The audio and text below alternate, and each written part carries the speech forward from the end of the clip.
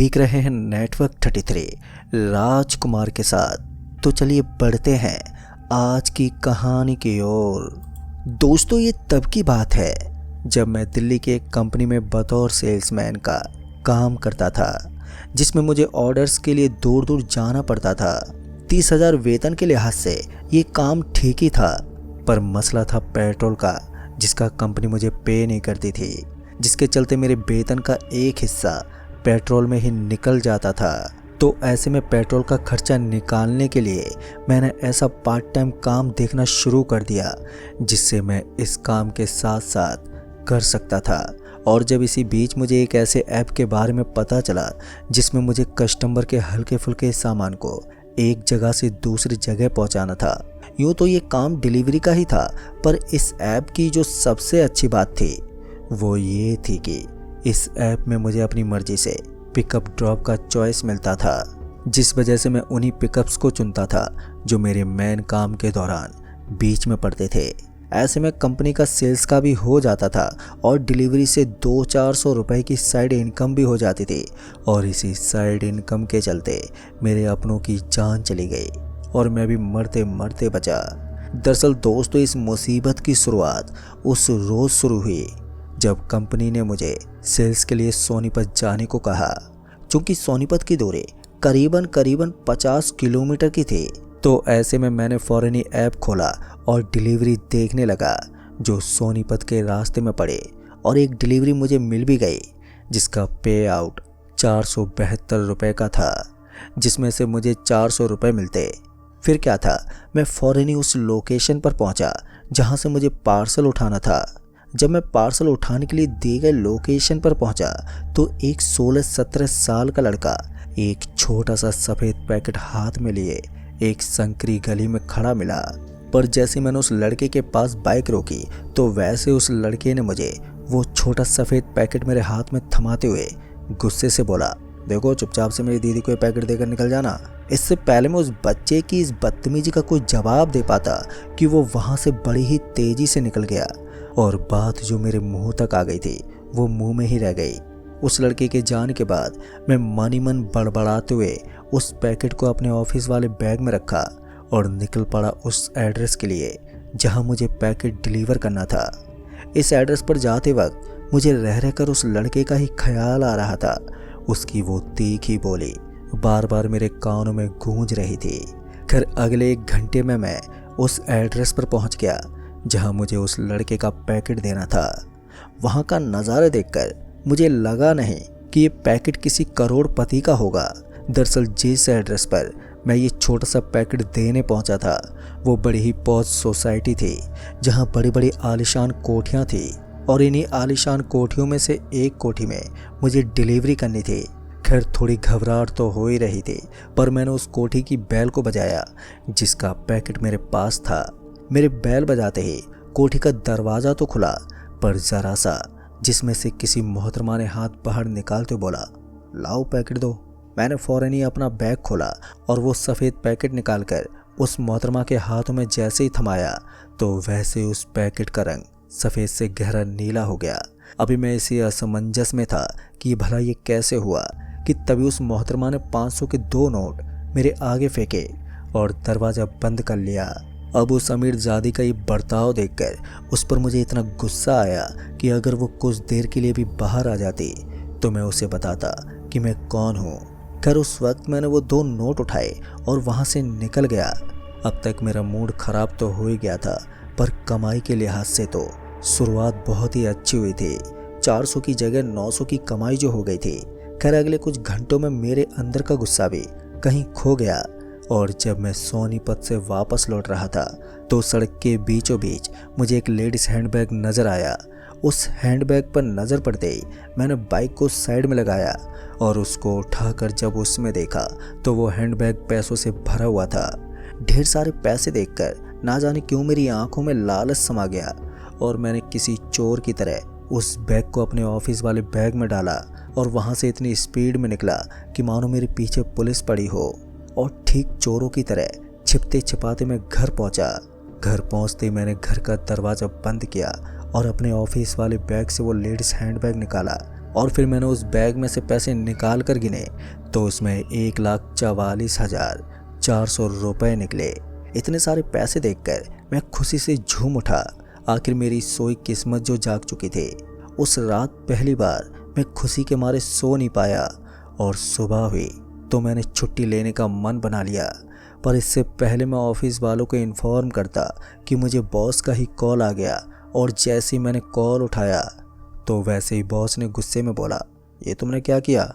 तुमसे मुझे ये उम्मीद नहीं थी। इससे पहले मैं कुछ समझ पाता कि तभी किसी दूसरे आदमी ने बोला, तुम्हारा नाम अखिल कुमार है ना? दोस्तों, उस अजनबी के सवाल का जवाब देते हुए मैं बोला, हाँ, पर हुआ क्या है?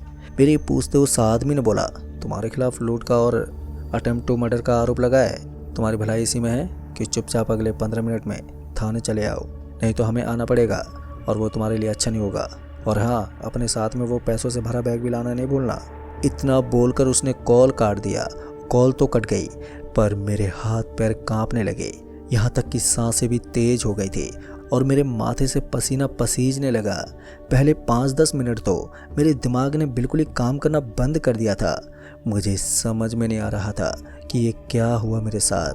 उस पैनिक हालत में मैंने नीलेश को कॉल किया, क्योंकि नीलेश मेरा सबसे करीबी दोस्त था। उसके पिताजी एडवोकेट थे। मैंने नीलेश को बीती सारी बातें बता दी और अंकल के साथ थाने आने को कहा। नीलेश से बात करने के बाद मैं भी थाने के लिए निकल गया, पर बिना बैग लिए। जैसे मैं थाने पहुंचा तो वैसी मेरी मुलाकात उस सब इंस्पेक्टर से हुई जिससे मेरे फ़ोन पर बात हुई थी। मुझसे मिलते ही वो पुलिस वाला बोला, वो बैग कहाँ पर है? अभी मैं उस पुलिस वाले को जवाब देने वाला था कि तभी नीलेश अपने पिताजी को लेकर आ गया।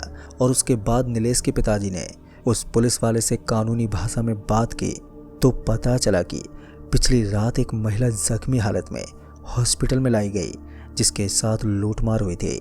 और जब पुलिस वाले तफ्तीश के लिए पहुंचे तो उस महिला ने एक ऑफिस आई कार्ड दिया और बोला कि ये वो गुंडा है जिसने उसकी जान लेने की कोशिश की और उसका पैसों से भरा हुआ बैग छीन कर ले गया।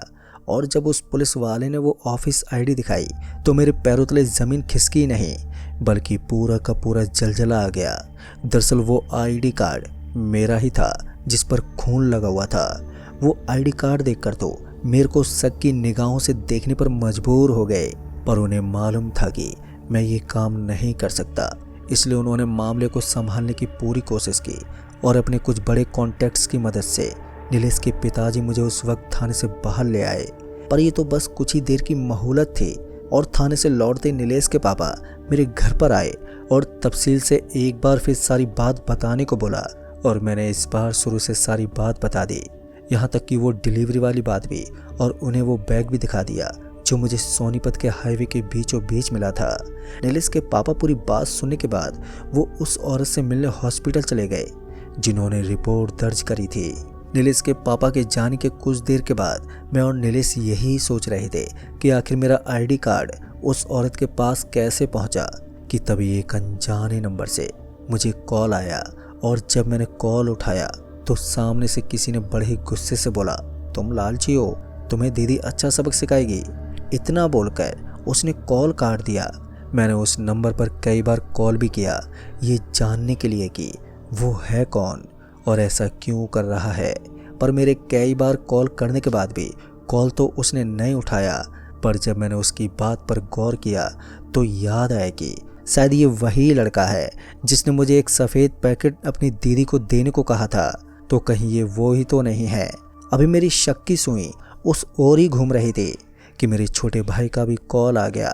पर जैसे मैंने कॉल उठाया तो वैसे मेरा भाई बोला, भैया इतने सारे पैसों का क्या करना है? उसके एक कहते में चौंकते बोला, कौन से पैसे और कैसे पैसे? तू किन पैसों की बात कर रहा है? मेरे पूछते मेरे भाई ने जवाब देते हुए कहा, भैया ये पैसे जो आपने इस लड़के के हाथों से भिजवाया है। अभी मैं कुछ बोल पाता कि कॉल डिस्कनेक्ट हो गया और फिर लगा ही नहीं, जिस वजह से मुझे अपने भाई की चिंता होने लगी। लिहाजा मैं नीलेश के साथ निकल पड़ा अपने छोटे भाई से मिलने जो बदरपुर में रहता था। पर मेरा भाई ना तो अपने घर पर मिला और ना ही अपनी कंपनी में। अचानक वो कहीं गायब सा हो गया। फिर इसी बीच नीलेश के पापा का भी कॉल आ गया और उन्होंने जल्दी से घर पर पहुंचने को बोला। फिर जब मैं नीलेश के साथ नीलेश के घर पहुंचा तो नीलेश के पापा ने बताया कि जिस महिला ने मेरे खिलाफ रिपोर्ट दर्ज करवाई है वो असल में एक दिमागी मरीज है, और जिसका कोई भी नहीं है वो तो सड़कों पर यूं ही भटकती रहती है। तो तुम्हें कानून से कोई खतरा नहीं है। पर अब सवाल ये है कि ऐसा तुम्हारे साथ ये क्यों हुआ और किसने किया? अगर इसका जवाब हमें नहीं मिला तो हो सकता है कि आगे भी कोई बड़ी मुसीबत आ सकती है। नीलेश के पिताजी की बात से ये साफ था कि हमें किसी तरह से इस मामले की तह तक पहुंचना होगा, नहीं तो मामला और भी बिगड़ता चला जाएगा। और जब मैंने अंकल जी से अपने भाई और उस कॉल के बारे में बताया तो वो भी समझ गए कि वो लड़का इस पूरे फसाद की जड़ हो सकता है। ऐसे में एक बार फिर से अंकल जी ने अपने कॉन्टैक्ट्स का इस्तेमाल किया और मेरे भाई की खोज के साथ साथ उस लड़के की भी तलाश शुरू कर दी। चूंकि मैंने वो एड्रेस देखा हुआ था जहां मैंने वो पैकेट डिलीवर किया था, तो मैं, अंकल और नीलेश सीधे पहुंचे उस लोकेशन पर जहां वो औरत मिली थी। पर जब हम तीनों वहां पर पहुंचे तो एक बार फिर से मुझे झटका लगा, क्योंकि जिस जगह पहले आलीशान कोठियाँ थी अब वहाँ पर जंगल था। अभी मैं यही सोच रहा था कि तभी नीलेश की नज़र वहाँ बिखरे पैसों पर पड़ी, और जब हम उन पैसों के पास पहुँचे तो वहाँ अपने छोटे भाई को नोटों के बीच लहूलुहान पाया। भाई पर नज़र पड़ते ही मैं उसके पास गया और उसे उठाने की भी कोशिश की, पर वो पहले ही दम तोड़ चुका था। मेरे भाई की मौत ने मुझे बुरी तरह से तोड़ दिया, पर मैंने किसी का क्या बिगाड़ा था। भाई की मौत के बाद पुलिस वालों ने भी काफ़ी छानबीन की, पर कुछ भी हाथ नहीं लगा, और इसी दौरान मैं कई दुर्घटनाओं से भी मरते मरते बचा। और आज भी मेरी ज़िंदगी का कोई भरोसा नहीं, कब क्या हो जाए। मुझे उस रोज़ वो पैसों से भरा बैग नहीं उठाना चाहिए था जिसे आपने अपनी मेहनत से कमाया नहीं है। उस पर आपका कोई भी हक नहीं होता। तो दोस्तों, इस कहानी में बस इतना ही। कहानी आपको पसंद आई हो तो वीडियो को लाइक, शेयर, कमेंट ज़रूर कर दें। तो मैं आपका दोस्त राजकुमार जल्दी ही मिलूँगा। तब तक के लिए बाय एंड टेक केयर।